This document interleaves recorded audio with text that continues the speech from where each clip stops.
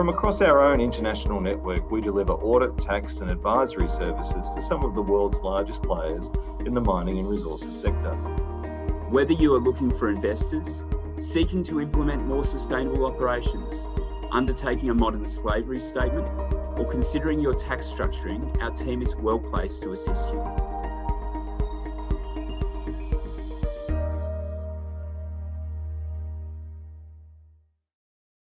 Hello everyone, and thank you for joining me for this presentation. My name is Winkelman, and it's a pleasure to be with you virtually to talk about a topic that is both a passion and a profession for me. In my role with BHP, I'm able to combine my background training and experience as a trained metallurgical engineer with a deep and enduring interest in addressing the issue of climate change in a measured, economically sound and action-oriented way.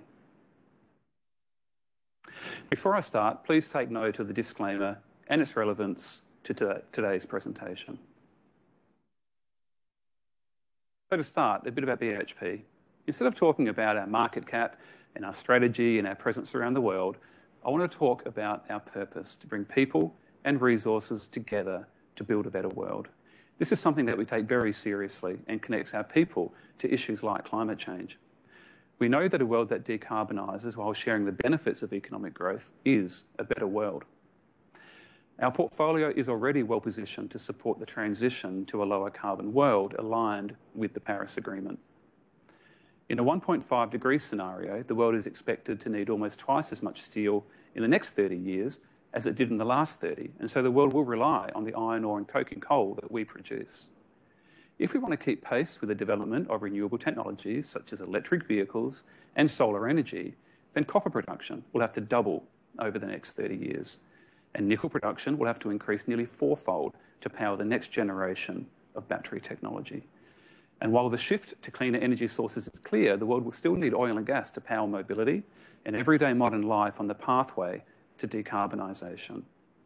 Finally, potash will be vital for more efficient agricultural practices and to ease pressure on scarce arable land. We're distinctly aware, though, that our challenge, the world's challenge, is to ensure that we all benefit from natural resource use in a manner that supports the transition to a low-carbon future. Today, I want to detail BHP's carbon targets and outline the actions we are taking to reduce emissions across our value chain. BHP's focus on climate change hasn't emerged overnight. We've been actively addressing climate risks for more than 2 decades. In 1997, we were among the first large companies to publish a report detailing our operational greenhouse gas emissions. We first implemented an internal carbon pricing protocol and began trading carbon credits in the European market in 2004. And in 2016, we launched the world's first forest bond with the International Finance Corporation. Most recently, we announced the next phase of our response and our desire to lead with action. This has included a commitment to reduce our operational emissions by at least 30% by FY 2030 compared to FY 2020. This is a midterm target on the way to meet our goal of being net zero in our operational emissions by 2050. We announced that we are taking action to help enable reduction in Scope 3 emissions. We will support the steel industry to identify pathways and develop technologies by 2030 to reduce emissions intensity by 30%. And we will work with the maritime industry to support an intensity reduction of 40% in BHP chartered shipping. Our hope is that these actions catalyse broader emissions reductions throughout the steel and maritime sectors. We also made a direct connection between these measures and executive remuneration. And a portfolio analysis was released that provides details around how the value of our business would fare under a variety of different scenarios. We've been setting targets to reduce emissions from our operations for decades now, and we have consistently delivered against these targets. Our long-term goal of net zero operational emissions by 2050 is clear, and today we are describing our pathway to achieve it. Setting a target of at least 30% reduction in emissions by FY 2030 from FY 2020 levels provides a clear expectation for our assets and a clear demonstration to our stakeholders that behind our target is a considered and committed plan for delivery. In developing the target, we applied the same rate of reduction to BHP's emissions that the world's emissions would need to contract by in order to meet the goals of the Paris Agreement. This is known as the absolute contraction method. This is a science-based target that reflects not just our commitment to decarbonising BHP, but the recognition that we must play our part in accelerating the global pathway to decarbonisation. Our execution plan for this target includes two key focus areas. The first is to decarbonise electricity supplies. This is a relatively low-risk step that can be achieved in a capital-efficient manner by leveraging commercial solutions, primarily in the form of power purchase agreements, or PPAs. The second is to decarbonise our truck fleet. This is a more complex task, as displacing diesel requires partnership with others to test and develop new technologies with significant lead times for implementation. We will not set a target without a clear path for delivery. This plan represents a balance between rapid implementation of renewable energy and prudent advancement of diesel displacement in a manner that preserves optionality and sets us up to achieve net zero emissions by 2050. We believe that the plan is aspirational but achievable, with further optimisation to continue over the coming years as new technologies emerge and commercial applications are better understood. Let's now look at a case study on PPAs. Last year, BHP entered into 4 new renewable power agreements for its Escondida and Spence copper operations in Chile. The contracts will effectively displace over 3 million tonnes of CO2 per year compared to the fossil fuel-based contracts that they are replacing. And our investment has directly triggered the development of new renewable generation capacity. These assets are now on track to have 100% renewable supply by the mid-2020s at lower cost than the supply it replaces. Learning from our experience in Chile, we have just awarded a new renewables contract here in Australia. These will reduce our Scope 2 emissions in Queensland operations by 50% by 2025. Greening our electricity supply will also assist in the second phase of our pathway to net zero, decarbonising our truck fleet. The path to increased electrification of mining equipment will include solutions such as trolley assist, overland conveyors and battery solutions. Taking a scalable approach provides flexibility for the rapid development of emerging technologies and resolves the complexities of integrating these into existing operations. But just like our PPAs, transitioning our trucks from diesel to renewables can unlock value given the higher efficiency of electric motors compared with internal combustion engines and the low-cost fuel that will underpin supply. Partnership with industry and equipment manufacturers will be key to this transition. We are already leading a collaboration between International Council on Mining and Metals members and equipment manufacturers to progress research, development and deployment of electrified mining equipment. But of course, electrification isn't the only path to decarbonising fleet. We also recently launched a cross-sectoral consortium on green hydrogen technologies and their application in mining and resources. Partnerships like this are pivotal to accelerate the decarbonisation of BHP and drive decarbonisation in our value chains. We know that we will also have a role to play to help support emissions reductions in our value chain. By definition, value chain or Scope 3 emissions occur outside of our operated assets, and we have no direct control over their production.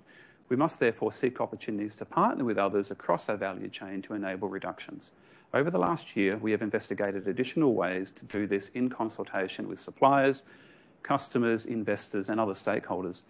Our approach is to focus on where we can make the biggest difference through both scale and influence, and includes 3 elements: annual actions, goals for 2030, and a long-term vision of steel sector and maritime decarbonisation in line with the goals of the Paris Agreement. So let's take a look at how we're partnering with others to deliver this. BHP has recently signed a memorandum of understanding with the world's leading steel producer, China Baowu, with the intention to invest up to $35 million and share technical knowledge to help address the challenge of reducing greenhouse gas emissions facing the global steel industry. The 5-year partnership will focus on the development of low-carbon technologies and pathways capable of emissions intensity reduction in integrated steelmaking. Under the MOU, the deployment of carbon capture, utilisation and storage in the steel sector will also be investigated at one of China Baowu's production bases. In line with our goal to support decarbonisation of BHP chartered shipping, we have awarded the world's first LNG-fuelled bulk carrier tender. The tender will apply to the hire of 5 bulk carriers to carry iron ore between Western Australia and China and will reduce emissions by more than 30% per voyage. By developing and delivering these types of partnerships, we increase the chances collectively we can achieve the goals of the Paris Agreement to which we all aspire. With targets in place, we must close the loop by making sure delivery is incentivised and rewarded across BHP. We've been setting emissions reduction targets and linking performance against them to executive remuneration for many years. Last year, we committed to clarify and strengthen this link, and the board has now determined that performance against climate change measures will represent 10% of the outcome under the Cash and Deferred Plan, or CDP, for all executive leadership team members. The 10% component will include the key measures that we've outlined today, and actual reductions in operational emissions, actions on the pathway to net zero operational emissions, and actions to address value chain emissions. These measures will directly cascade to other senior leaders and the broader workforce. To ensure that we continue to respond to the expectations of our stakeholders, we must engage widely, actively, and consistently. We've prioritised transparency and disclosure for many years. For example, our 2015 portfolio analysis set a new standard within the resources sector. We were one of the first companies to report in line with the recommendations of the TCFD, and our industry association reviews have led the sector, and we continue to progress recent reforms. And we continue to score well in climate-related investor benchmarks, such as CDP and TPI. In September, we took the next step in transparency and disclosure by launching our climate change report. Of course, I'd encourage everyone to jump online and give it a good read. To conclude, I'd like to emphasise BHP's commitment to climate action and our goal to lead with action. This is reflected in the approach we've taken to tackling the issues on several fronts, an approach defined by 3 key elements. Firstly, we are a company of substance, and our actions must also be of substance. We are pursuing tangible actions to drive emissions down. Secondly, we must focus on what we can control inside our business and work with others to help them reduce emissions from the things that they control. This includes sharing our insights and expertise to amplify impact. And finally, we deliberately shape our portfolio. We are a long-term company that creates value and returns over generations. To keep doing this, we know that we must ensure we are exposed to commodities that benefit from the mega trends playing out in the world around us, whilst at the same time ensuring we're doing all in our power to reduce emissions across the value chain. I've enjoyed running you through these plans today. Thank you.